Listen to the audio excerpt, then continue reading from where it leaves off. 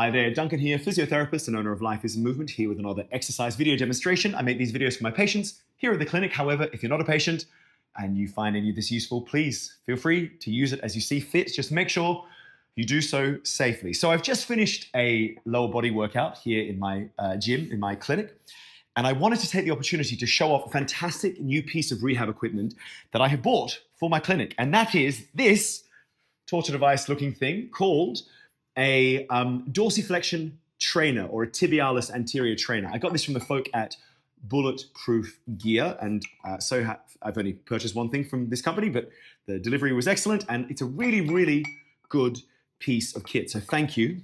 And basically, so dorsiflexion is a movement at the ankle. So you've got plantar flexion, which is like toes away from the body, sort of going up on your tippy toes, and dorsiflexion is bringing your foot up towards your face.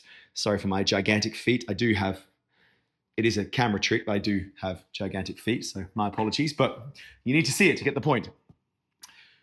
The problem is, a lot of people who have back issues, like myself, particularly disc issues, can develop problems with dorsiflexion. Because the area of the spine that is most commonly affected by disc issues and causing that nerve compression is the nerve root that can impact your ability to dorsiflex. So often people will get what we call drop foot, which is what I experienced before I had my surgical intervention, which is basically where you can no longer dorsiflex. So your foot just kind of dangles down like that and you literally cannot lift it up.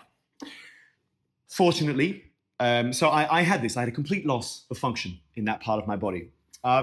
Fortunately, I was diligent with my rehab exercises, and I have regained, this is in my right side, I have regained dorsiflexion in my right foot in a functional way. However, it is still a little bit limited compared to my left. It doesn't stop me from doing anything. I can walk, run, squat, but I do notice a few things, like when I get a bit fatigued, like 20,000 steps in a day, I kind of feel that foot getting tired and weak.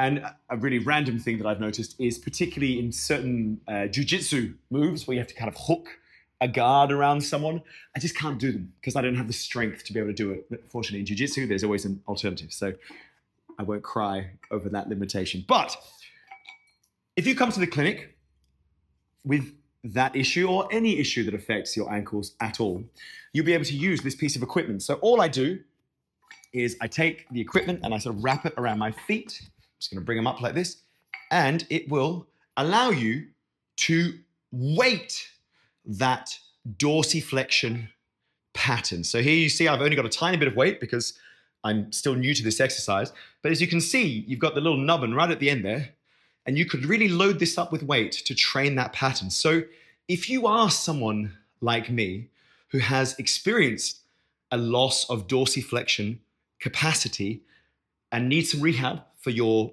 back injury, but the residual nerve damage that you've experienced, come to Life is Movement.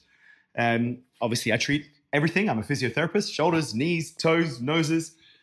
But because of my unique personal experience with my significant back injury, obviously spinal injuries are my speciality. So you need help? I've got the tools you need to get your body nice and strong and functional again. I've got the clinical experience and the personal experience too. I'll see you at the clinic.